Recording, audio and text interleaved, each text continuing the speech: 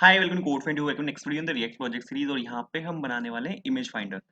Image finder यहाँ पे एक रिएक्ट बेस्ड एक एप्लीकेशन है। यहाँ पे हमने यूज किया है रिएक्ट जेएस का, और यहाँ पे साथ में हमने यूज किया है मटेरियल यूआई का। मटेरियल यूआई एक रिएक्ट का सीएसएस बेस्ड एक फ्रेमवर्क है, जिसमें जितने भी कंपोनेंट्स हैं वो सब रिएक्ट में लिखे हुए हैं। प्रोजेक्ट क्या है? प्रोजेक्ट में आप यहाँ पे इमेजेस को सर्च कर सकते हो। आपको कोई भी इमेज चाहिए, सपोज मेरे को यहाँ पे हाउसेस की इमेज चाहिए, तो ये आपको सारी हाउसेस की इमेज ला के देगा। आप अगर यहाँ पे देखोगे तो जितनी भी आपके पास यहाँ पे हाउसेस की इमेज है वो सब आ जाएंगी यहाँ पे। नंबर ऑफ इमेजेस आप इसकी बाय डिफॉल्ट बढ़ा भी सकते हो। यहाँ पे मैंने number of images by default यहाँ पे 10 रखी हुई है।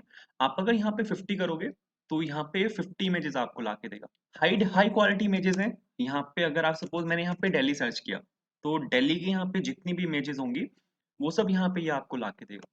एंड अगर आप यहाँ पे इमेजेस देखोगे, आप इन इमेजेस को यहाँ पे देख भी सकते हो। सारी हाई क्वालिटी इमेजेस हैं, आप इनको यहाँ पे डाउनलोड भी कर सकते हो। ठीक है।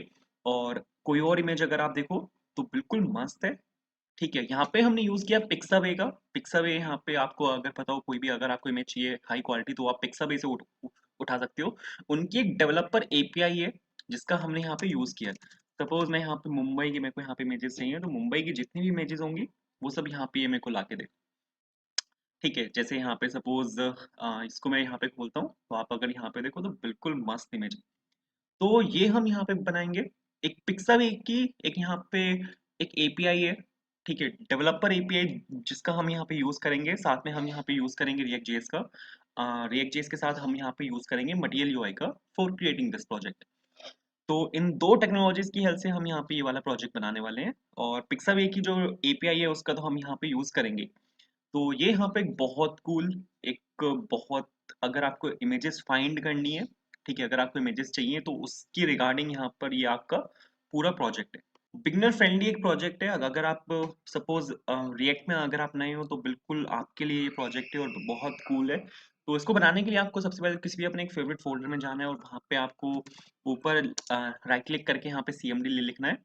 और सीएमडी लिखने के बाद यहाँ पर आपका सीएमडी खोल देगा इसी फोल्डर के अंदर। उसके बाद आपको यहाँ पे लिखना है कोड स्पेस डॉट।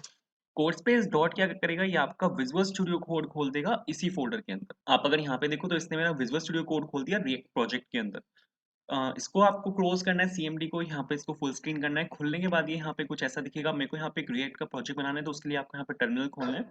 इसके बाद यहाँ पे रिएक्ट का प्रोजेक्ट बनाने के लिए आपको यहाँ पे लिखना है npx। npx यहाँ पे आता है आपका npm के साथ। npm का वर्जन अगर आपका 5.2.0 से ग्रेटर है तो आपके पास यहाँ पे npm का एक्सेस होगा। उसके लिए Node.js का वर्जन आपका 14 से ज्यादा होना चाहिए। ठीक है, अगर आप 14 भी डाउनलोड करोगे तो भी वो 8 पॉइंट समथिंग कुछ npm डाउनलोड करता है, तो आपके पास npx होगा। उसके बाद यहाँ पे आपको लिखना है create react app. Create react app एक यहाँ पे फेसबुक का एक टूल है जिसकी हेल्प से आप एक रिएक्ट प्रोजेक्ट बना सकते हो बहुत क्विकली। उसके बाद यहाँ पे आपको अपनी एप्लीकेशन का नाम देना है, जो मैं सपोज नाम दे रहा हूँ यहाँ पे इमेज फाइंडर। इमेज फाइंडर मैंने यहाँ पे नाम दिया। और ये अब आपका एक रिएक्ट का प्रोजेक्ट बना के आपको देगा। इसमें थोड़ा टाइम लगता है, डिपेंडिंग ऑन आपकी इंटरनेट स्पीड के ऊपर और आपके ऑपरेटिंग सिस्टम के ऊपर भी। अगर आपके पास मैक है तो बहुत जल्दी बनाएगा। अगर आपके पास एक फास्ट इंटरनेट कनेक्शन है तो भी ये बहुत जल्दी बनाएगा। तो आप ये लेगा कम से कम 30 से 3 मिनट तक का टाइम लेगा। उसके बीच में आपको आपका प्रोजेक्ट रेडी करके देगा। वापस आते हैं, प्रोजेक्ट आपका बनके बिल्कुल रेडी है। अब आपको यहाँ पे क्या करना है, सबसे पहले तो आपके पास यहाँ पे एक फोल्डर आएगा इमेज फाइंडर के नाम से। जिस नाम से आपने एप्लीकेशन बनाई थी सेम नेम से आपके पास यहाँ पे फोल्डर आएगा। किसी भी फ्रंट एंड एप्लीकेशन में जो सबसे मेन फाइल होती है वो होती है आपकी पैकेट और जेसन। पैकेट और जेसन को अगर आप यहाँ पे खोल के देखोगे तो इसमें दो सबसे इंपॉर्टेंट कीज होती है अपने पास। एक तो होती है डिपेंडेंसीज, एक होती है स्क्रिप्ट। डिपेंडेंसीज हमें ये बताता है कि कौन कौन सी डिपेंडेंसीज जरूरी है, कौन कौन सी लाइब्रेरी जरूरी है आपके प्रोजेक्ट को चलाने के लिए। स्क्रिप्ट आपको ये बताता है कि आप अपने प्रोजेक्ट के साथ क्या क्या कर सकते हो। जैसे स्टार्ट कर सकते हैं हम उसको, बिल्ड कर सकते हैं, टेस्ट कर सकते हैं। इजेक्ट एक यहाँ पे स्क्रिप्ट होती है जिसकी हेल्प से जो इंटरनल कॉन्फ़िगरेशन है वेबल की और वेबपैक की, आप यहाँ पे वो चेकआउट कर सकते हो। तो ये यहाँ पे आपके पास पैकेट और जेसन है। अगर आप यहाँ पे इसके बाद अगर आप यहाँ पे सोर्स फोल्डर के अंदर आओगे तो जो जो सबसे यहाँ पे मेन फाइल है जहाँ से आपकी रिएक्ट के प्रोजेक्ट की एग्जीक्यूशन स्टार्ट होती है वो होती है आपकी यहाँ पे इंडेक्स डॉट जेएस से। आपने अगर आप यहाँ पे देखो तो आपने दोनों यहाँ पे जो इंपॉर्टेंट पैकेजेस हैं रिएक्ट के उनको आपने यहाँ पे इंपोर्ट किया हुआ है। फिर आपने यहाँ पे ऐप कंपोनेंट को इंपोर्ट किया और आप यहाँ पे ऐप कंपोनेंट को रेंडर करवा रहे हो। ऐप कंपोनेंट आपका यहाँ पे ये लिखा हुआ है। ठीक है, और इसके अंदर यहाँ पे प्री प्री रिटन एक कोड है जिसको आप यहाँ पे चेकआउट कर सकते हो npm स्टार्ट लिख के। लेकिन npm स्टार्ट लिखने से पहले आपको यहाँ पे जाना पड़ेगा आपके इमेज फाइंडर फोल्डर के अंदर। क्योंकि आपका जो यहाँ पे पैकेट और जेसन है वो आपकी इमेज फाइंडर के अंदर है, तो आपको यहाँ पे सीडी करके इमेज फाइंडर के अंदर जाना है और पैकेट और जेसन के अंदर आपके पास यहाँ पे स्टार्ट के नाम से एक स्क्रिप्ट है। तो इस स्क्रिप्ट को रन करने के लिए आपको यहाँ पे लिखना पड़ेगा npm start। npm start यहाँ पे आपका चलाएगा रिएक्ट स्क्रिप्ट स्टार्ट को। आप यहाँ पे देखो इसने यहाँ पे रन किया है रिएक्ट स्क्रिप्ट स्टार्ट को, और ये आपका चलाएगा यहाँ पे डेवलपमेंट सर्वर जो कि यहाँ पे चल चुका है और ये सक्सेसफुली यहाँ पे कंपाइल भी हो चुका है, जिसका रिजल्ट आप यहाँ पे देख सकते हो। तो आप अगर यहाँ पे देखो तो मेरे पास यहाँ पे एक एसवीजी लोगो आया है, फिर यहाँ पे एक टेक्स्ट है जिस, और फिर इसके नीचे एक यहाँ पे लिंक है जिस पे लिखा हुआ है लर्न रिएक्ट। ये सब आया है आपके यहाँ पे app.js में से। app.js में अगर आप यहाँ पे देखो तो ये आपके पास यहाँ पे एक एसवीजी लोगो है, फिर यहाँ पे आपके पास एक टेक्स्ट लिखा हुआ है, फिर यहाँ पे आपके पास एक लिंक है जिस पे लिखा हुआ है लर्न रिएक्ट। तो ये जो भी आपका यहाँ पे एसवीजी इमेज है और जो आपका यहाँ पे टेक्स्ट लिखा हुआ है और जो यहाँ पे आपका ये लर्न रिएक्ट है, ये सब यहाँ से आ रहा है आपके ऐप कंपोनेंट से। आपने क्या किया, यहाँ पे कंपोनेंट बनाया ऐप के नाम से, इसको यहाँ पे आपने एक्सपोर्ट किया नीचे और इसको आपने यहाँ पे इंपोर्ट किया इंडेक्स और जेएस के अंदर, और यहाँ पे आपने इसको यूआई पे रेंडर करवा दिया लाइन नंबर 10 से। ठीक है, तो इस तरह से यहाँ पे काम काम कर रहे हैं। अगर मैं आपको यहाँ पे एक चीज दिखाऊँ, इस कोड को सपोज अगर मैं यहाँ से हटा दूँ, ठीक है, ये कोड मैंने यहाँ पे हटाया और मैंने यहाँ पे सिंपल हेलो लिखा, तो आप यहाँ पे देखोगे कि आपको यूआई पे यहाँ पे हेलो दिखेगा। कंपाइल हो चुका है, आप यहाँ पे देखो आपको यहाँ पे इस टाइम पे हेलो दिखेगा। तो अब इसी तरह से मेरे को यहाँ पे अपने कंपोनेंट्स बनाने हैं। कंपोनेंट बनाने के लिए मैं अपने कोड को यहाँ पे स्ट्रक्चर रखना चाहता हूँ, तो मैं यहाँ पे एक न्यू फोल्डर बनाऊंगा और मैंने यहाँ पे सब कुछ लिखा कंपोनेंट्स। कंपोनेंट्स के नाम से मैंने यहाँ पे एक फोल्डर बनाया और मैं यहाँ पे अपना सबसे पहला कंपोनेंट बना रहा हूँ जो कि होगा यहाँ पे navbar.js। जो सबसे ऊपर वहाँ पे एक हेडर सेक्शन था उसको मैं यहाँ पे बना रहा हूँ, और ये मैंने सपोज यहाँ पे बनाया navbar के नाम से, और navbar में आप यहाँ पे इसको बना रहे हो एक फंक्शनल कंपोनेंट। और सपोज यहाँ पे मैंने div के अंदर एक रिटर्न करवा दिया हेलो फ्रॉम एंड navbar। ठीक है, और आपको यहाँ पे लिखना एक्सपोर्ट डिफॉल्ट। मैंने यहाँ पे सपोज लिखा एक्सपोर्ट डिफॉल्ट, और ये आपका हो जाएगा यहाँ पे navbar। ठीक है, यहाँ पे मैंने इसको एक्सपोर्ट किया। अब आपको इसको यहाँ पे इंपोर्ट करना है अपने app.js के अंदर, जैसे कि हमने app.js के साथ किया था index.js के अंदर। तो सपोज मैंने यहाँ पे लिखा navbar, कहाँ से आएगा, ये आपका आएगा कंपोनेंट्स के अंदर से, और आपके पास वहाँ पे एक कंपोनेंट है आपका जो कि है navbar के नाम से। उसके बाद अब मेरे को यहाँ पे navbar को रेंडर करवाना है, तो उसके लिए आपको यहाँ पे navbar डालना पड़ेगा as a self closing tag. मैंने यहाँ पे ऐप कंपोनेंट के अंदर जो आपका navbar कंपोनेंट है उसको मैंने यहाँ पे रेंडर करवा दिया, तो आप यहाँ पे देखोगे हेलो फ्रॉम navbar। अब मेरे को यहाँ पे क्या करना है, मेरे को यहाँ पे हेडर बनाना है, तो उसके लिए मैं यहाँ पे यूज करूंगा मटेरियल यूआई का। मटेरियल यूआई की हेल्प से हम प्रोजेक्ट को डेवलप कर सकते हैं बहुत क्विकली। जैसे अगर सपोज मेरे को यहाँ पे हेडर बनाना है, तो उसका यहाँ पे कंपोनेंट है जो कि है ऐप बार के नाम से। तो ऐप बार कंपोनेंट का अगर आप यहाँ पे यूज करोगे तो आप यहाँ पे एक हेडर बना सकते हो विदाउट यूजिंग एनी सीएसएस। बस आपको दो कंपोनेंट्स का यूज करना है, एक होता है यहाँ पे ऐप बार, एक होता है आपको यहाँ पे टूल बार, और वो आप यहाँ से देख देख सकते हो। एक है यहाँ पे आपका ऐप बार और दूसरा है आपका यहाँ पे टूल बार। ठीक है, अगर आप यहाँ पे आओगे तो आपको यहाँ पे पेरेंट में ऐप बार लिखना है, उसके चाइल्ड में आपको यहाँ पे टूल बार लिखना है, दैट्स इट। लेकिन उससे पहले आपको यहाँ पे जो मटेरियल यूआई है उसको आपको यहाँ पे इंस्टॉल कराना पड़ेगा, तो उसके लिए आपको यहाँ पे जाना है इसके इंस्टॉलेशन में, और जो सबसे पहला वाला लिंक है इसको यहाँ से आपको कॉपी कर लेना है। इस वाले टर्मिनल में आपका रिएक्ट का सर्वर चल रहा है, एक नया टर्मिनल यहाँ पे आपको खोलना है और यहाँ पे लाके आपको इसको पेस्ट कर देना है। मेक श्योर आप यहाँ पे इमेज फाइंडर प्रोजेक्ट के अंदर होने चाहिए, एंड ये आपका क्या करेगा, ये आपका मटेरियल यूआई को इंस्टॉल करना स्टार्ट कर देगा। मटेरियल यूआई आपका यहाँ पे इंस्टॉल हो चुका है। इसके बाद आपको यहाँ पे navbar के अंदर जाना है और यहाँ पे आपको दो कंपोनेंट्स को इंपोर्ट करना है, जो दोनों कंपोनेंट्स हमने अभी देखे थे। एक था यहाँ पे ऐप बार, दूसरा था यहाँ पे tool bar. Make sure app bar का बी कैपिटल होना चाहिए और टूल बार का जो बी है वो यहाँ पे स्मॉल होना चाहिए। और यहाँ पे आपको इसको कहाँ से इंपोर्ट करना है, जो पैकेज हमने अभी इंस्टॉल करा है जो कि है एमयूआई मटेरियल। इसके बाद फिर आपको यहाँ पे क्या करना है, आपको यहाँ पे सर लिखना है ऐप बार। ठीक है, ऐप बार आपको यहाँ पे लिखना है और ऐप बार के जस्ट अंदर यहाँ पे आपको लिखना है टूल बार। ठीक है, अगर आप यहाँ पे ऐप बार और टूल बार लिखोगे तो ऐप बार और टूल बार से क्या होगा कि आपको यहाँ पे एक हेडर दिखना शुरू हो जाएगा। जो हमने हेडर वहाँ पे देखा था एमयूआई की वेबसाइट पे, सेम हेडर आपको यहाँ पे दिखेगा। तो अगर मैं आपको इसको चला के दिखाऊँ तो आप यहाँ पे देखोगे कि मेरे पास यहाँ पे एक हेडर आया है। पॉइंट यहाँ पे नोट करने वाली बात ये है कि मैंने यहाँ पे एक भी सीएसएस का यूज नहीं किया। एक भी सीएसएस, बिना सीएसएस लिखे मेरे पास यहाँ पे एक हेडर आया जहाँ पे मेरे पास ये एक पर्टिकुलर इसने हाइट दी है। अगर आप यहाँ पे कुछ टाइप करोगे तो यहाँ पे पैडिंग भी है और बैकग्राउंड कलर तो आपको यहाँ पे दिख भी रहा है। इसके बाद अब यहाँ पे मेरे को क्या करना है, यहाँ पे मेरे को एक आइकन लगाना है। आइकन्स हमारे पास है यहाँ पे मटेरियल यूआई में। अगर आप देखोगे तो मटेरियल आइकन्स यहाँ पे आपको सर्च करना है और आपको यहाँ पे सभी आइकन्स मिल जाएंगे। तो अगर मैं आपको यहाँ पे आइकन दिखाऊँ तो कलेक्शंस के नाम से मेरे को यहाँ पे आइकन दिखाना है, देखना है, और यहाँ पे आप देखोगे सैकड़ों आइकन्स हैं। ठीक है, हजारों की संख्या में यहाँ पे आइकन्स हैं, और अगर आपको यहाँ पे कोई आइकन सर्च करना है तो वो आप यहाँ पे सर्च भी कर सकते हो। जैसे मेरे को यहाँ पे कलेक्शंस आइकन चाहिए तो मैं यहाँ पे सिंपल मैं यहाँ पे कलेक्शंस आइकन को यहाँ पे सर्च करूंगा और आप यहाँ पे देखोगे ये वाला मेरे को यहाँ पे आइकन चाहिए। बट अगर आप यहाँ पे इसका इंपोर्ट पैकेज देखोगे ना, तो ये आपका इंपोर्ट हो रहा है एमयूआई आइकन्स मटेरियल से। बट हमने जो पैकेज इंस्टॉल किया था वो है एमयूआई मटेरियल, इमोशन रिएक्ट और इमोशन स्टाइल, ये 3 पैकेजेस हमने वहाँ पे इंस्टॉल किए थे। तो आपको ये वाला पैकेज भी यहाँ पे इंस्टॉल करना पड़ेगा। इसके लिए आपको यहाँ पे लिखना पड़ेगा npm इंस्टॉल और @MUI/icons मटेरियल। पैकेज आपका यहाँ पे इंस्टॉल हो चुका है। इसके बाद आपको यहाँ पे क्या करना है, अपने जो कलेक्शंस आपका आइकन है उसको यहाँ पे आपको इंपोर्ट करना है। जितने भी आपके मटेरियल यूआई में जो आइकन्स हैं वो सब रिएक्ट में लिखे हुए हैं, मतलब वो ऑलरेडी वो एक एसवीजी लोगो है, बट वो एक इनसाइड अ कंपोनेंट है जो कि एक रिएक्ट कंपोनेंट है। तो आपको यहाँ पे जो कलेक्शंस आइकन है उसको आपको यहाँ पे इंपोर्ट करना है एज अ कंपोनेंट। और कहाँ से आएगा, ये आएगा आपका MUI/icons मटेरियल से, जो पैकेज हमने यहाँ पे इंस्टॉल किया है। इसके बाद यहाँ पे आपको, अब ये कंपोनेंट है, ठीक है, तो आपको यहाँ पे इसको as a self closing tag यहाँ पे लिखना पड़ेगा। इसको वो करते हैं, सेव किया मैंने, इसको कंपाइल होने देते हैं। कंपाइल ही हो चुका है। वापस जाके अगर मैं आपको यहाँ पे दिखाऊँ तो आपको आपको यहाँ पे एक आइकन दिखेगा। बहुत सही। इसके बाद अब यहाँ पे मेरे को क्या काम करना है, यहाँ पे मेरे को एक सिंपल सा, मेरे को यहाँ पे एक टैग लगा के लिखना है जो कि की टैग हो सकता है, और मेरे को यहाँ पे लिखना है सिंपल इमेज फाइंडर। मैंने यहाँ पे इमेज फाइंडर लिखा है। इमेज फाइंडर लिखते ही आप यहाँ पे देखोगे मेरे पास यहाँ पे इमेज फाइंडर आया है। इसका टेक्स्ट कलर ऑलरेडी सेटअप है, यहाँ पे पैडिंग वैडिंग सब ऑलरेडी है, ठीक है। तो अपने को यहाँ पे कुछ करने की जरूरत नहीं है। एक चीज मेरे को यहाँ पे चाहिए, अब यहाँ पे है ना, हम यहाँ पे यूज कर रहे हैं पी टैग का। बट अगर आप मटेरियल यूआई का यूज कर रहे हो तो मटेरियल यूआई में हमारे पास हर एक टैग्स की रिप्लेसमेंट है। जैसे अगर आप पी टैग यूज कर रहे हो तो पी टैग की रिप्लेसमेंट है वो है यहाँ पे टाइपोग्राफी। टाइपोग्राफी बाय डिफॉल्ट आपको एक पी टैग देता है, बट आप उसको चेंज कर सकते हो H1 H2 H3 में, जैसे कि यहाँ पे ये है। बट ये बाय डिफॉल्ट आपको पी टैग देता है। मैं यहाँ पे यूज कर रहा हूँ मटेरियल यूआई का, तो मटेरियल यूआई का यूज करते मैं यहाँ पे कोशिश करूंगा कि मैं ज्यादा से ज्यादा कंपोनेंट मटेरियल यूआई के ही यूज करूँ। तो मैं यहाँ पे रिप्लेस कर रहा हूँ पी टैग को विद टाइपोग्राफी। आप देखोगे यहाँ पे कि रिजल्ट आपका बिल्कुल सेम रहेगा। रिजल्ट आपका यहाँ पे बिल्कुल सेम है, हल्का सा भी चेंज नहीं है। अब यहाँ पे वेरिएंट्स होते हैं। अगर आपको सपोज इसको एक H5 टैग में चेंज करना है, तो आप अगर वेरिएंट यहाँ पे H5 लिखोगे तो ये आपका जो पी टैग है ये आपका H5 में चेंज हो जाएगा। तो ये कुछ इस तरह से वर्क करता है।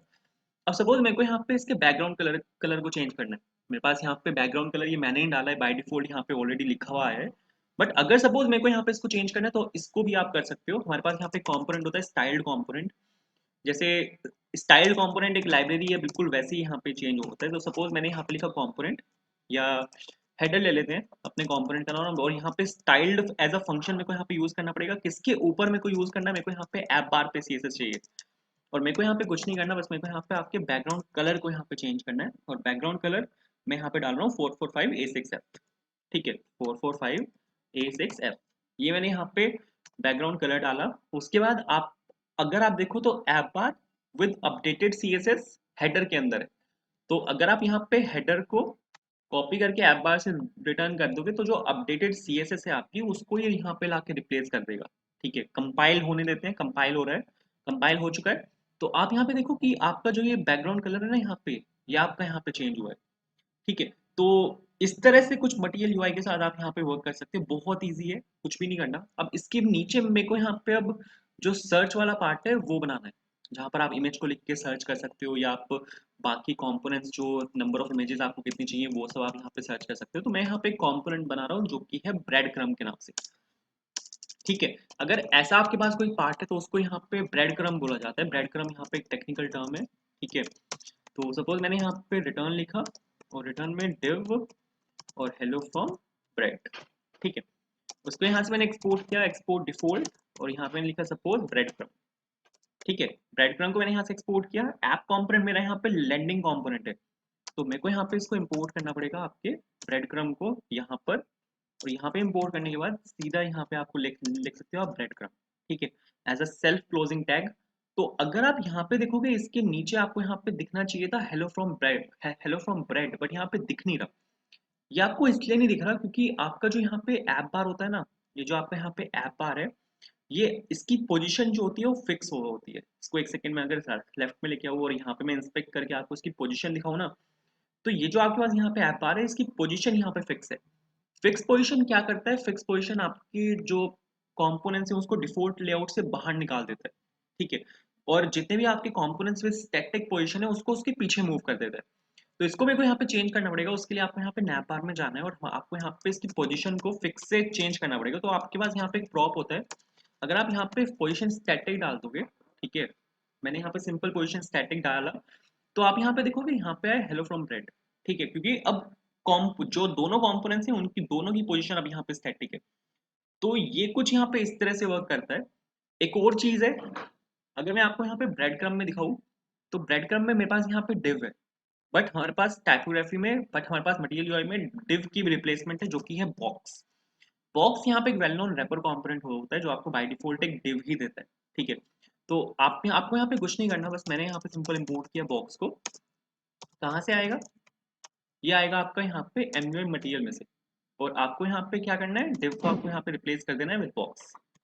जैसे आप यहाँ पे डिव को रिप्लेस करोगे विद बॉक्स, रिजल्ट में कोई भी चेंज नहीं होगा, क्योंकि बॉक्स भी आपका बाय डिफॉल्ट डिव ही देता है। आप यहाँ पे देखो रिजल्ट में हल्का सा भी चेंज नहीं है, क्योंकि बॉक्स ने एमयूआई बॉक्स ने क्लास लगाई है यहाँ पे एमयूआई बॉक्स, बट इसने बाय डिफॉल्ट यहाँ पे एक डिव ही दिया है, ठीक है। अब इसके अंदर अब मेरे को यहाँ पे एक इनपुट फील्ड बनानी है, ठीक है। इनपुट फील्ड के लिए हमारे पास यहाँ पे कंपोनेंट्स वो होते हैं मटेरियल यूआई में, जो कि होता है टेक्स्ट फील्ड कंपोनेंट, ठीक है। टेक्स्ट फील्ड कंपोनेंट अगर आप यहाँ पे देखोगे तो ये आपको तीन तरह के टेक्स्ट फील्ड देते हैं, आउटलाइन, फील्ड और स्टैंडर्ड, ठीक है। ये इसमें वेरिएंस हैं जिनकी हेल्प से आप यहाँ पे जो आपको जो भी टेक्स्ट फील्ड चाहिए आप वो यहाँ पे उठा सकते हो। एक और यहाँ पे टेक्स्ट फील्ड होती है जो जिसको बोला जाता है इनपुट बेस, ठीक है। कंपोनेंट है यहाँ पे इनपुट बेस, मैं यहाँ पे इनपुट बेस का यहाँ पे मैं यूज करने वाला हूँ, क्योंकि इनपुट बेस में जो सीएसएस हैंडलिंग है वो थोड़ी इजी है, वरना आपको टाइपोग्राफी के साथ आपको एसएक्स प्रॉप्स और वो सब वहाँ पे यूज करने पड़ते हैं, वो थोड़ा सा कॉम्प्लेक्स हो जाता है। तो आपको कुछ नहीं करना, बस इनपुट बेस को आपको यहाँ पे as a self closing tag यहाँ पे प्ले ये करना है। अगर आपको सपोज कोई प्लेस होल्डर डालना है तो वो आप डाल सकते हो। हमारे पास यहाँ पे एक प्रॉप होता है जो कि होता है प्लेस होल्डर, और सपोज सर्च इमेजेस करके मैंने यहाँ पे प्लेस होल्डर डाला। इसके बाद आपको यहाँ पे एक और इनपुट बेस चाहिए, क्योंकि यहाँ पे अब क्या है कि आपको नंबर ऑफ इमेजेस भी सर्च करनी है, तो इसके लिए आपको यहाँ पे प्लेस होल्डर डालना पड़ेगा, ठीक है। और जो प्लेस होल्डर होगा वो यही होगा जो कि है नंबर ऑफ इमेजेस, ठीक है, बिल्कुल सही है। अब नंबर ऑफ इमेजेस में यहाँ पर आप जो टेक्स्ट है, मतलब जो अल्फाबेट्स हैं उनको एंटर नहीं कर सकते, तो यहाँ पे आप इसका टाइप भी डाल सकते हो। जैसे हम डालते हैं input type is equals to text एक टेक्स्ट फील्ड के लिए, input type is equals to radio एक रेडियो बटन के लिए, ऐसे ही हम डाल सकते हैं input type is equals to number, ठीक है, एक नंबर वाली अपनी टेक्स्ट फील्ड के लिए। तो अगर आप यहाँ पे इतना लिखोगे तो आपको यहाँ पे दोनों टेक्स्ट फील्ड दिखनी चाहिए, जैसे कि आप यहाँ पे देख भी सकते हो कि मेरे को यहाँ पे जो दोनों टेक्स्ट फील्ड्स हैं वो यहाँ पे मेरे को दिख रही है। एक काम मेरे को यहाँ पे करना पड़ेगा कि ये जो div class name is equals to app है इसको यहाँ से हटाते हैं, क्योंकि ये क्या कर रहा है यहाँ पे app dot C S S में हमारे पास यहाँ पे जो सी एस एस है वो टेक्स्ट लाइन सेंटर की सी एस एस है जो आपके पूरे टेक्स्ट को सेंटर लाइन कर देती है, बट मेरे को सेंटर लाइन नहीं करना, मेरे को यहाँ पे कुछ इस तरह से चाहिए। तो सर ये तो बिल्कुल मस्त चल रहा है। इसके बाद मेरे को यहाँ पे इसकी CSS को हैंडल करना है, CSS को हैंडल कर लेते हैं। यहाँ पे सपोज स्टाइल्ड कंपोनेंट को मैंने यहाँ पे इंपोर्ट किया, और स्टाइल्ड कंपोनेंट को इंपोर्ट करने के बाद आपको यहाँ पे लिखना है कॉन्स्ट, और सपोज कंपोनेंट यहाँ पे मैं कंपोनेंट का नाम दे रहा हूँ स्टाइल्ड, और मेरे को सीधा पेरेंट पे लगाना है। मैंने यहाँ पे डाला आपका बॉक्स, ठीक है, बॉक्स डाला। उसके बाद आपको यहाँ पे एज अ एक पैरेंथेसिस के अंदर ऑब्जेक्ट पास करना पड़ेगा, और ऑब्जेक्ट के अंदर आप यहाँ पे जो CSS है वो डाल सकते हो। जैसे सपोज मेरे को बैकग्राउंड कलर इसका यहाँ पे चेंज करना है, तो बैकग्राउंड कलर मेरे को यहाँ पे क्या चाहिए, F6 F6 F6 चाहिए, F6 F6 F6 and F6 F6 F6 F6 आपका एक ग्रे का एक शेड होता है जो यहाँ पे देता है, ठीक है। इसके बाद आपको यहाँ पे जो कंपोनेंट है इसको यहाँ से कॉपी करना है, जो आपका बॉक्स है उसको आपके कंपोनेंट से यहाँ पे रिप्लेस कर देना है, ठीक है। तो इतना सा काम मेरे को यहाँ पे करना है, और अब अगर आप यहाँ पे देखोगे तो आपका जो यहाँ पे टेक्स्ट कलर है वो यहाँ पे आपका चेंज हो चुका है, बहुत सही है। अब इन दोनों के बीच में मेरे को मार्जिन चाहिए, तो अगर आप यहाँ पे देखोगे कि कहने को वो एक इनपुट फील्ड है, बट आपकी जो इनपुट फील्ड है वो आपके डिव के अंदर रैप्ड है, ठीक है। तो यहाँ पे डायरेक्टली मैं पेरेंट से जो आपकी चाइल्ड की सीएसएस है उसको यहाँ पे हैंडल कर सकता हूँ, एंड ग्रेटर देन किस पे सीएसएस लगानी है, डिव पे लगानी है। बस आपको यहाँ पे इतना सा लिखना है, ठीक है। इतना सा लिखने के बाद मार्जिन में मैं यहाँ पे डाल रहा हूँ 10 पिक्सल्स। पीएक्स लिखना कंपलसरी नहीं है, अगर आप यहाँ पे सिंपल 10 भी लिखोगे तो भी ये पिक्सल ही उठाएगा। तो मैंने क्या करा है यहाँ पे कंपोनेंट की हेल्प से, पेरेंट में कंपोनेंट है इसकी हेल्प से मैंने इनपुट बेस में जो मार्जिन है वो डाला है। तो अब अगर आप देखोगे तो यहाँ पे मार्जिन बिल्कुल परफेक्टली आ चुका है, ठीक है। एक पैडिंग यहाँ पे दे देते हैं, पैडिंग में यहाँ पे डाल रहा हूँ आपकी 10 पिक्सल, या शायद पैडिंग की जरूरत नहीं पड़ेगी क्योंकि पैडिंग से इसकी हाइट बढ़ जाएगी। पैडिंग से इसकी हाइट बढ़ गई, पैडिंग की जरूरत नहीं है, मार्जिन ही काफी है, कोई बात नहीं, ठीक है।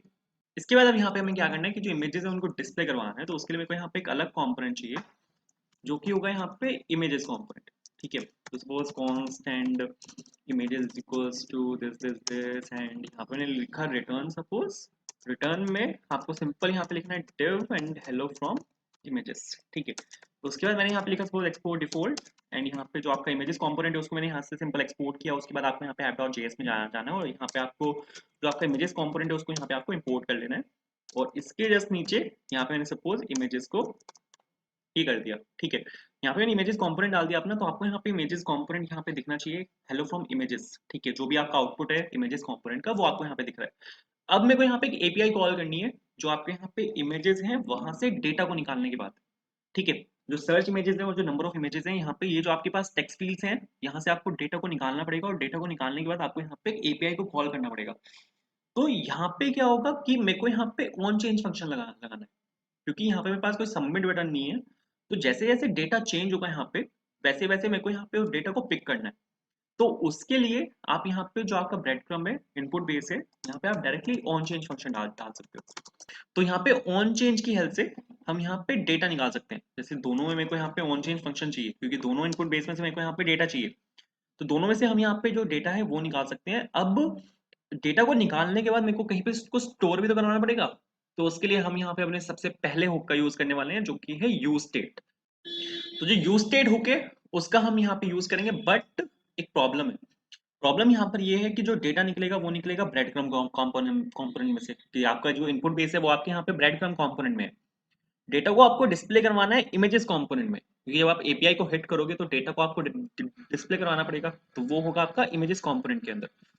तो इसके लिए अब यहाँ पे मेरे को क्या काम करना पड़ेगा सर, यहाँ पे आपको एक यूज स्टेट को यहीं पर ही आपको इंपोर्ट करना पड़ेगा, और जो भी आपकी स्टेट्स हैं उनको आपको यहीं पर ही बनाना पड़ेगा। जैसे जो इमेजेस हैं, ठीक है।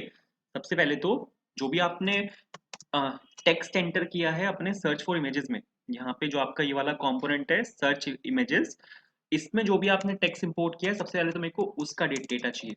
तो उसके लिए सपोज मैंने यहाँ पे लिखा एक स्टेट बनाई मैंने टेक्स्ट के नाम से, उसका स्टेट का एक फंक्शन बनाया, और फिर मैंने यहाँ पे सिंपल यहाँ मैंने ये लिखा कितनी नंबर ऑफ इमेजेस हैं मेरे को यहाँ पे उसका भी डेटा चाहिए। तो सपोज काउंट, और मैंने यहाँ पे लिखा set count is equals to, और यहाँ पे आ जाएगा आपके पास सिंपल यूज स्टेट, ठीक है। ये एक नंबर है तो हमने यहाँ पे सिंपल सा ये लिखा।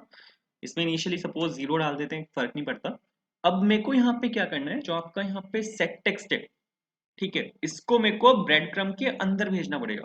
इसको मेरे को आपके ब्रेड क्रम में यहाँ पे अंदर भेजना पड़ेगा ताकि इसमें हम वैल्यूज को सेट कर सकें।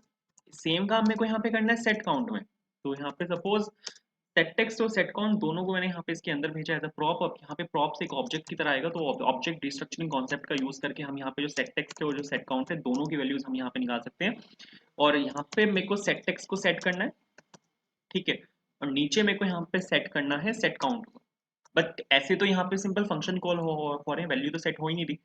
तो आपको यहाँ पे ई पास करना पड़ेगा, और यहाँ पे आपको लिखना है E dot target dot value, ठीक है। जो इनपुट फील्ड में से हम वैल्यू निकालते हैं वो E dot target dot value के अंदर से निकलती है। सेम काम आपको यहाँ पे करना है, यहाँ पर आपको लिखना है E dot target dot and value, that's it. बस इतना सा आपको यहाँ पे काम करना है और कुछ भी नहीं करना। इसके बाद अब यहाँ पे मेरे को जैसे ही यहाँ पे टेक्स्ट चेंज होता है या जैसे ही यहाँ पे काउंट चेंज होता है वैसे ही मेरे को यहाँ पे एक एपीआई को कॉल कर देना है, ठीक है। तो उसके लिए अब हमें यहाँ पे यूज करना पड़ेगा यूज इफेक्ट का, क्योंकि अब मेरे को यहाँ पे कंपोनेंट डिड माउंट पे भी काम है, कंपोनेंट डिड अपडेट पे भी काम है। अगर आपको कंपोनेंट डिड माउंट और कंपोनेंट डिड अपडेट नहीं पता तो ये दोनों रिएक्ट में लाइफ साइकिल हुक्स हैं, ये हम यूज करते हैं क्लास बेस्ड कंपोनेंट्स में, बट फंक्शनल बेस्ड कंपोनेंट में इसकी इन दोनों की रिप्लेसमेंट है वो है यूज इफेक्ट। एक एक ही यूज इफेक्ट से आप इन दोनों जो लाइफ साइकिल मेथड्स हैं उनको आप यहाँ पे हैंडल कर सकते हो। तो सपोज मैंने यहाँ पे ये लिखा और आपको यहाँ पे एम्प्टी एरे लगाना है। एम्प्टी एरे जो होता है वो होता है यहाँ पे एरे डिपेंडेंसी। अगर आपने यहाँ पे एम्प्टी पास किया मतलब आप इसको सिर्फ एक बार कॉल करना चाहते हो, आप यहाँ पे जो अपना यूज इफेक्ट है उसको सिर्फ एक बार कॉल करना चाहते हो कंपोनेंट डेड माउंट पर। मतलब जब आपका कंपोनेंट माउंट होता है आपके डॉम में, जब आपका कंपोनेंट इंसर्ट होता है आपके डॉम में, बट मेरे को इसको बार बार कॉल करना है। और टेक्स्ट जैसे मेरा टेक्स्ट चेंज होगा तब कॉल करना है, और जैसे मेरा काउंट चेंज होगा तब कॉल करना है। तो मेरे को इन दोनों को यहाँ पे इसके अंदर पास करना पड़ेगा, ठीक है। अब यहाँ पे एक चीज है, यहाँ पे ये चीज है कि सबसे पहले तो पिक्सअप एपीआई का हम यहाँ पे यूज करेंगे। एंड पिक्सअप एपीआई आपको बोलती है कि आपका जो मिनिमम इमेज काउंट है वो एटलीस्ट 3 तो होना ही चाहिए। तो अगर आपका जो काउंट है वो 3 से कम है तो मेरे को यहाँ पे आपके यूज इफेक्ट को यहीं से रिटर्न करा देना, मेरे को कोई एपीआई कॉल नहीं करनी। अगर आपका जो इमेज काउंट है वो आपका 200 से ज्यादा है, तो पिक्साबे ये बोलता है कि आप उस केस में आप एपीआई कॉल नहीं कर पाओगे, क्योंकि ये मिनिमम 3 इमेजेस को रिटर्न करता है, मैक्सिमम ये आपकी 200 इमेजेस को रिटर्न करता है। तो यहाँ पे मेरे को एक चेक लगाना पड़ेगा कि अगर ऐसा कुछ है तो मेरे को सर यहीं से ही इसको रिटर्न कर देना है, मेरे को इसके आगे जाना ही नहीं है। बट अगर ऐसा कोई सीन नहीं है तो बहुत सही है, उसके बाद आप यहाँ पे सिंपल जो गेट डेटा फंक्शन है उसको आप यहाँ पे कॉल कर सकते हो अपनी एपीआई के लिए। और जो एपीआई का फंक्शन है वो मैंने यहाँ पे कॉल किया, और इस फंक्शन को मेरे को यहीं पे नीचे ही कॉल करना पड़ेगा। तो सपोज मैंने यहाँ पे गेट डेटा को यहीं पे कॉल कर दिया, इसके नीचे यूज इफेक्ट आएगा। यहाँ पे यूज इफेक्ट यहाँ पे आपके इफ स्टेटमेंट को चेक करेगा। इफ स्टेटमेंट के बाद ये सीधा यहाँ पर आएगा गेट डेटा को चेक करेगा। यहाँ पे आप गेट डेटा को कॉल कर रहे हो तो ये आपको इस वाले फंक्शन को कॉल कर देगा, जो कि है यहाँ पे आपका गेट डेटा फंक्शन। ठीक है, अब मेरे को यहाँ पे एपीआई को कॉल करना है, तो उसके लिए मैं यहाँ पे एक अलग से फोल्डर बना रहा हूँ सोर्स के अंदर। तो मैंने यहाँ पे लिखा सपोज सर्विसेज। ठीक है, कि जितनी मेरी सारी सर्विस हैं वो एक अलग इसमें होनी चाहिए, अलग फोल्डर में होनी चाहिए। मैंने यहाँ पे लिखा api.js। अब मेरे को यहाँ पे एक एपीआई कॉल करनी है, तो एपीआई कॉल करने के लिए मैं यहाँ पे यूज करने वाला हूँ एक्सियोस का। एक्सियोस की हेल्प से आप यहाँ पे एक एपीआई को कॉल कर सकते हो, लेकिन एक्सियोस को आपको यहाँ पे इंस्टॉल कराना पड़ता है। तो मैंने यहाँ पे लिखा npm install Axios. npm install Axios क्या करेगा, ये आपके जो एक्सियोस है उसको यहाँ पे इंस्टॉल कर देगा।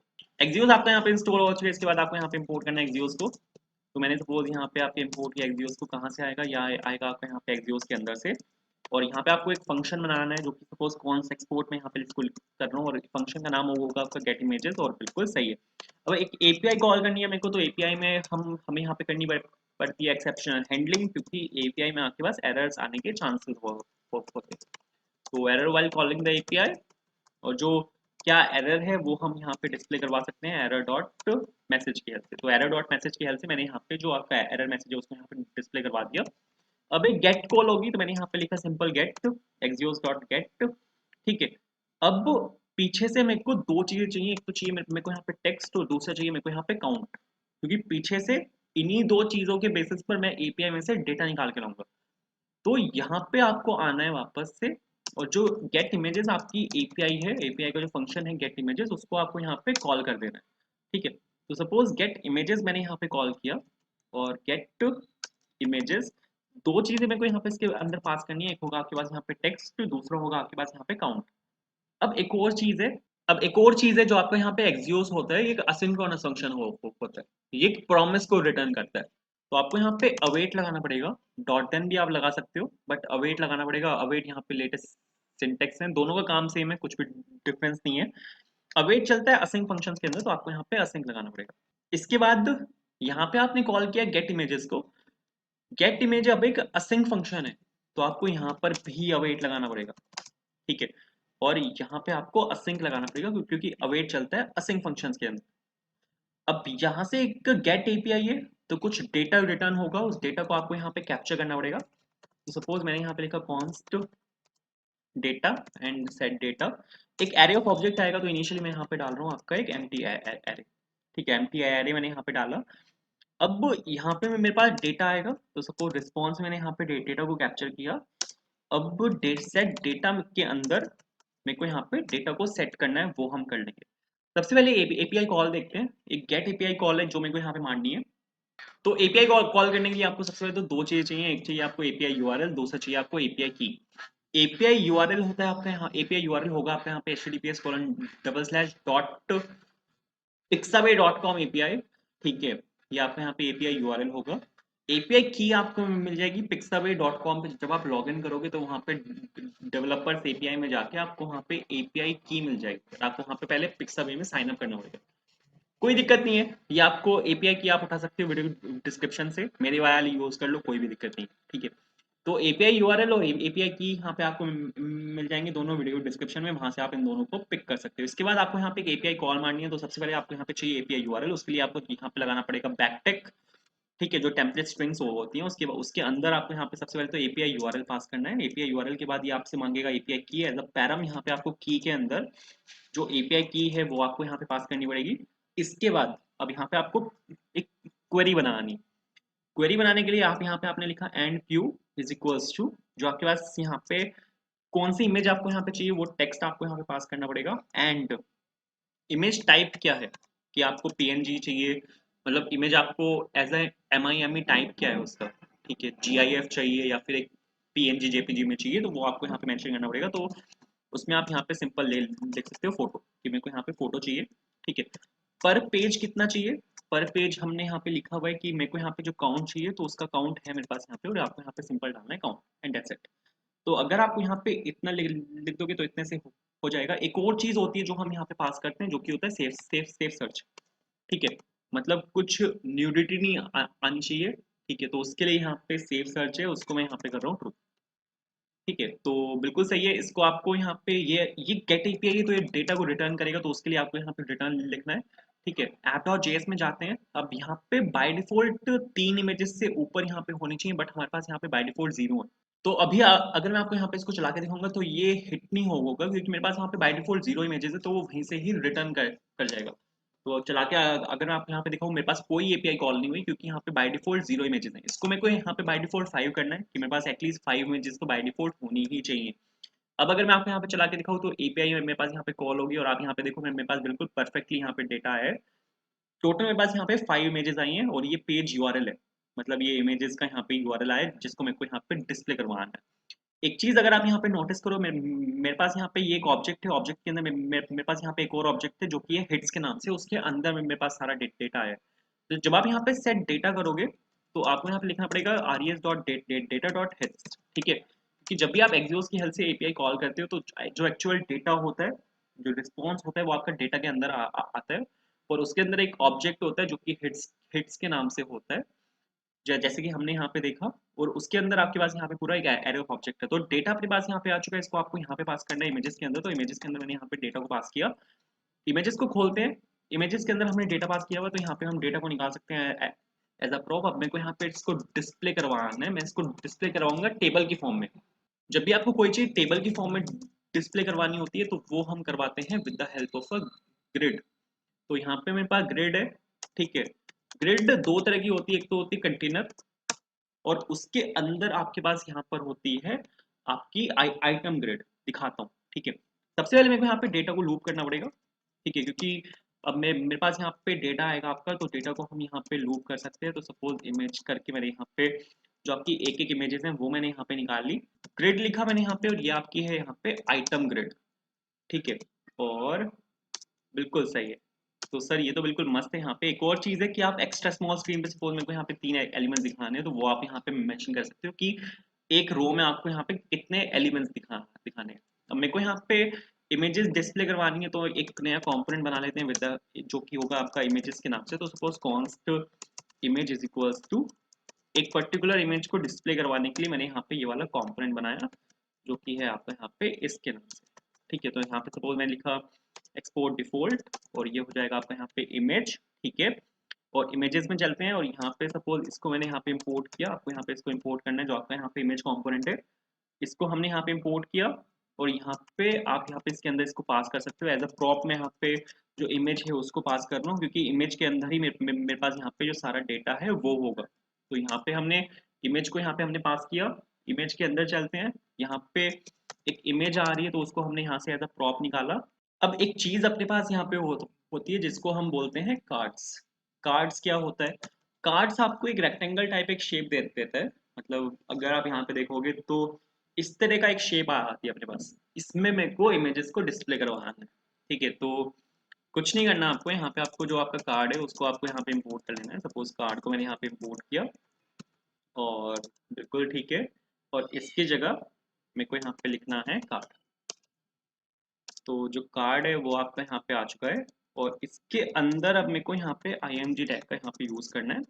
और जो इमेज आपका पूरा एक ऑब्जेक्ट था, इमेज के अंदर लार्ज इमेज यूआरएल, इसके अंदर आपको यहाँ पे जो आपका इमेज है वो मिल जाएगी। जैसे अगर मैं आपको यहाँ पे चला के दिखाऊँ, तो मेरे पास यहाँ पे पूरा एक एरे ऑफ ऑब्जेक्ट है, और इसके अंदर आपके पास यहाँ पे एक ये है लार्ज इमेज यूआरएल। ये यूआरएल मेरे को यहाँ पे उठाना है। तो इमेज एक ऑब्जेक्ट है, इसके अंदर की ये लार्ज इमेज यूआरएल, तो इसके अंदर से आप यहाँ पे इसको पिक कर सकते हो।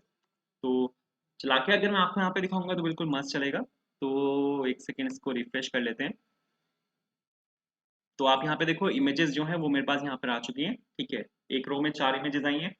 तो सर बिल्कुल मस्त चल रहा है, ठीक है। इसकी CSS मेरे को यहाँ पे हैंडल करनी है, तो उसके लिए हम यहाँ पे यूज कर सकते हैं स्टाइल कंपोनेंट्स का। और स्टाइल कंपोनेंट्स के अंदर आप यहाँ पे लिख सकते हो simple image is equals to और स्टाइल और IMG। ठीक है।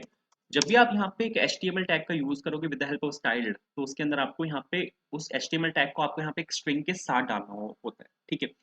आपको यहाँ पे लिखनी है हाइट, कितनी हाइट चाहिए मेरे को, इसका कंपोनेंट नेम और जो ये वाला कंपोनेंट नेम है दोनों सेम है, तो मेरे को यहाँ पे डालना पड़ेगा स्टाइल्ड इमेजेस। ठीक है।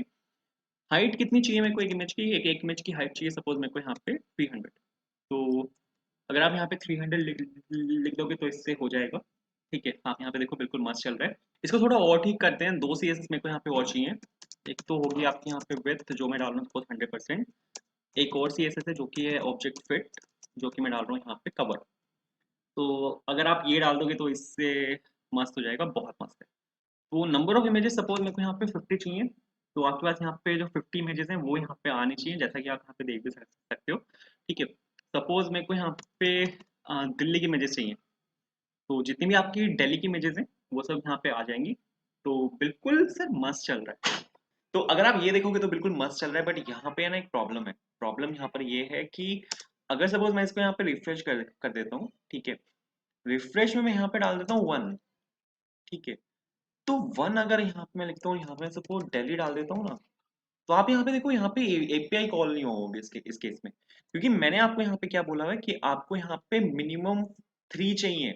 अगर आपका अकाउंट यहाँ पे 3 से कम है या 200 से ज्यादा है तो आपकी API कॉल नहीं होगी। बट यहाँ पे एक यूजर एक्सपीरियंस अच्छा नहीं है, बिकॉज यूजर को तो पता ही नहीं है कि उसको 3 एलिमेंट्स यहाँ पे मिनिमम डालने हैं। तो हम यहाँ पे कंपोनेंट का यूज करेंगे यूजर को बताने के लिए कि ब्रो आपको यहाँ पे मिनिमम 3 एलिमेंट्स चाहिए, और उस कंपोनेंट के लिए मैं यहाँ पे यूज करूंगा स्नैक बार। स्नैक बार क्या होता है दिखाता हूँ। अगर आप सपोज यहाँ पे देखोगे ओपन सिंपल स्नैक बार, मैंने यहाँ पे क्लिक किया तो आप यहाँ पे देखो नीचे यहाँ पे एक नोट आया है। ठीक है। तो इस तरह का हम यहाँ पे स्नैक बार एक खोलेंगे। ठीक है। ओपन सक्सेस स्नैक बार, तो यहाँ पे ये खुल जाएगा। तो ये हम यहाँ पे बनाएंगे। ठीक है। बहुत ईजी है, कुछ नहीं करना। अगर आप यहाँ पे इसको कोड देखोगे तो आपको यहाँ पे जो स्नैक बार कंपोनेंट है वो लिखना है। ठीक है। और ओपन प्रॉप यहाँ पे पास करना है। ओपन मतलब कब खोलना है, कब उसको क्लोज करना है। तो उसके लिए यहाँ पे ओपन और हैंडल क्लोज है, कितने सेकंड के लिए आपको उसके खोलना है। ठीक है। कि वो इतने सेकंड बाद अपने आप ऑटो हाइड हो जाए, तो उसके लिए यहाँ पे ये वाला पैरामीटर है। और अलर्ट के अंदर हम यहाँ पे इसको पास कर सकते हैं। तो ठीक है। तो इसके लिए मेरे को यहाँ पे एक कंपोनेंट बनाना पड़ेगा, और मैं यहाँ पे एक कंपोनेंट बना रहा हूँ सपोज स्नैक बार के नाम से। स्नैक बार डॉट JSX मैंने यहाँ पे लिखा, और मैंने यहाँ पे लिखा suppose const snack bar is equals to, and इसको यहाँ से रिटर्न कर देते हैं। और यहाँ पे आपको चाहिए स्नैक बार, जो आपका यहाँ पे कंपोनेंट का नाम है वो यहाँ पे स्नैक बार है, उसने अपने आप उसको वहाँ पे इंपोर्ट कर दिया। बिल्कुल सही है। एक और चीज मेरे को यहाँ पे चाहिए जो कि है अलर्ट, जो हमने वहाँ पे देखा था। इसको भी इसने यहाँ पे अपने आप इंपोर्ट कर दिया। और यहाँ पे मैं सपोज एक अलर्ट डाल रहा हूँ कि number of images should be between 3 and 200, कि आपकी जो नंबर ऑफ इमेजेस हैं वो 3 एंड 200 के बीच में होनी चाहिए। अब यहाँ पे हमारे पास दो प्रॉप्स थे जो मैंने आपको दिखाया था। एक तो ओपन प्रॉप है। ओपन प्रॉप की वैल्यू, अब यहाँ पे तो मेरे को पता ही नहीं है कि यूजर ने कितनी इमेजेस पास करी हैं, तो मेरे को एक स्टेट को मेंटेन करना पड़ेगा जहां पर मैं ये पता लगाऊंगा कि यूजर ने कितनी वो पास करी है यहाँ पे। ठीक है। यूजर ने कितनी नंबर ऑफ इमेजेस यहाँ पे पास करी है, उसका काउंट किया है। तो उसके लिए मैं यहाँ पे लिख रहा हूँ सपोज कॉन्स्ट। ठीक है। और ओपन लिखा मैंने यहाँ पे, और इसका स्टेट का एक function suppose set open is equals to use state. और यहाँ पे इनिशियली मैं फॉल्स डाल रहा हूँ कि इनिशियली मेरे को स्नैक बार नहीं दिखाना, तो ओपन की वैल्यू यहाँ पे इनिशियली फॉल्स होगी। बट जैसे ही यहाँ पे काउंट आपका लेस देन 3 जाएगा, तो उस केस में मेरे को यहाँ पे आपके सेट ओपन को कर देना है ट्रू। सेट ओपन को ट्रू करके मेरे को यहाँ से इसको रिटर्न कर देना। बट अगर सेट ओपन आपका इस केस में ट्रू ही रह जाएगा, तो अगर ये आपका फॉल्स हो जाती है कंडीशन, तो उस केस में मेरे को यहाँ पे सेट ओपन को मेरे को यहाँ पे फॉल्स कर देना है। ठीक है। जो आपका स्नैक बार कंपोनेंट है उसको मेरे को यहीं पर ही डालना पड़ेगा। तो सपोज यहाँ पे मैं इसको इंपोर्ट कर रहा हूँ, और यहाँ पे मैंने सपोज इसको इंपोर्ट किया। किसको इंपोर्ट करना है, जो आपका स्नैक बार कंपोनेंट है उसको मेरे को यहाँ पे इंपोर्ट करना है। तो स्नैक बार कहाँ से आएगा, कंपोनेंट्स के अंदर से आएगा। अरे ब्रो ये उसको उठा रहा है कोई बात नहीं, मैनुअली मैं यहाँ पे इसको इंपोर्ट कर देता हूँ। कंपोनेंट्स के अंदर से आएगा, और यहाँ पे आपके पास एक कंपोनेंट है जो कि आपका यहाँ पे स्नैक बार के नाम से।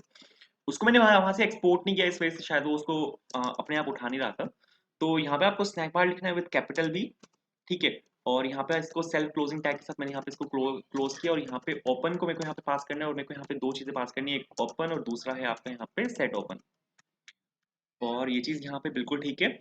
अब जो ये दोनों चीजें हैं मैंने यहाँ पे एज अ कंपोनेंट यहाँ पे मैंने एज अ प्रॉप यहाँ पे पास करी है इनसाइड द कंपोनेंट। तो आपको यहाँ पे जो प्रॉप डिस्ट्रक्चरिंग कॉन्सेप्ट है उसका आपको यहाँ पे यूज करना पड़ेगा। और ओपन और सेट ओपन को मैंने निकाल लिया और ओपन को मैंने यहाँ पे मेंशन कर दिया कि अगर आपका ओपन की वैल्यू ट्रू है तो यहाँ पे ट्रू रहेगा, ओपन की वैल्यू अगर आपकी यहाँ पे फॉल्स है तो ये फॉल्स रहेगा। दूसरी चीज मेरे को यहाँ पे चाहिए ऑटो हाइड ड्यूरेशन, कितनी ड्यूरेशन आपको यहाँ पे डालनी है। आर्ग्यूमेंट्स लेता है मिली सेकेंड्स में, तो मैं यहाँ पे डाल रहा हूँ सपोज 3000 मतलब 3 मिली। फिर मेरे को यहाँ पे एक और प्रॉप चाहिए जो कि होगा आपका यहाँ पे ऑन क्लोज। ठीक है, यहाँ पे मैं कॉल करूंगा आपका हैंडल क्लोज फंक्शन को। तो सपोज मैंने यहाँ पे लिखा कॉन्स्ट एंड यहाँ पे आ जाएगा आपका handle close equals to this and बहुत बढ़िया, बहुत सही है। एंड किसी फंक्शन को जब आप ऐसे कॉल करते हो तो आपको पता होगा कि यहाँ पे हमें इवेंट मिलता है। ठीक है, फर्स्ट आर्ग्यूमेंट में यहाँ पे हमें इवेंट मिलता है लेकिन यहाँ पे हमें रीजन भी मिलता है। ठीक है, ये वाला फंक्शन आपका कॉल कैसे हुआ है उसका रीजन होता है। तो अगर आपका जो रीजन है वो इक्वल है आपके क्लिक अवे के, ठीक है, क्लिक अवे के अगर ये आपका इक्वल है, क्लिक अवे क्या होता है देखो यहाँ पे अगर सपोज मैंने यहाँ पे ओपन स्नैक बार पे क्लिक किया एंड मैं यहाँ पे कहीं पे बाहर क्लिक कर रहा हूँ तो ये बंद नहीं होना चाहिए। ठीक है, ये बंद हो जाएगा बट ये बंद नहीं होना चाहिए उस केस में। तो अगर ये आपका अगर आपने स्नैक बार के बाहर क्लिक किया है तो इसको आपको बंद नहीं करना, बट अगर आपने स्नैक बार के ऊपर क्लिक किया है तो आपको यहाँ पे उस केस में इसको बंद कर देना है। ठीक है, तो यहाँ पे सेट ओपन को आपको यहाँ पे फॉल्स करना है, अगर इसको आपको यहाँ पे क्लोज करना पड़ेगा तो सेट ओपन को फॉल्स करती है, ओपन आपके यहाँ पे फॉल्स हो जाएगा। एक्सपोर्ट डिफॉल्ट इसको करते हैं यहाँ पे स्नैक बार। ठीक है, जो कंपोनेंट है उसको मैंने यहाँ पे डिफॉल्ट एक्सपोर्ट किया एंड अगर आप यहाँ पे इतना कर दोगे तो इतने से हो जाएगा। चला के देखते हैं। तो सपोज यहाँ पे मैंने ये लिखा एंड यहाँ पे मैंने सपोज 2 लिखा, तो आप यहाँ पे देखो number of images should be between 3 and 200। इसको थोड़ा सा इसमें कलरिंग कर देते हैं, जैसे आपका यहाँ पे सिवियरिटी आती है, सिवियरिटी में सपोज इन्फॉर्मेशन में यहाँ पे डाल रहा हूँ, एक यहाँ पे भी ऑन क्लोज कॉल कर देते हैं एंड यहाँ पे मैं पास कर रहा हूँ आपका हैंडल क्लोज। तो सर ये तो बिल्कुल ठीक है, इसको चला के देखते हैं। वापस आए, ठीक है, रिफ्रेश किया, सपोज मेरे को यहाँ पे दिल्ली की इमेजेस चाहिए, बाय डिफॉल्ट 5 वहाँ पे सिलेक्टेड है तो 5 इमेजेस आएंगी। बट जैसे मैं यहाँ पे 2 डाल दूंगा ना तो number of images should be between 3 and 200। ठीक है, और बहुत मस्त है। तो अब अगर सपोज मैंने इस पे क्लिक किया, क्लोज हुआ है, बहुत मस्त चल रहा है। तो ये हमारा यहाँ पे प्रोजेक्ट था इमेज फाइंडर, इसको हमने बनाया रिएक्ट मटेरियल यूआई की हेल्प से। मटेरियल यूआई के काफी सारे कंपोनेंट्स हमने यहाँ पे देखे हैं, पिक्सअवे एपीआई का हमने यहाँ पे यूज किया। तो अगर यार वीडियो पसंद आई है लाइक करना, कहीं पे फंसे हो कमेंट जरूर करना। ठीक है, आप बाकी प्रोजेक्ट्स चेकआउट कर सकते हो, इसी तरह के basic to advance React projects हैं, उन सभी को आप चेकआउट कर सकते हो। And thank you so much for watching this video, bye.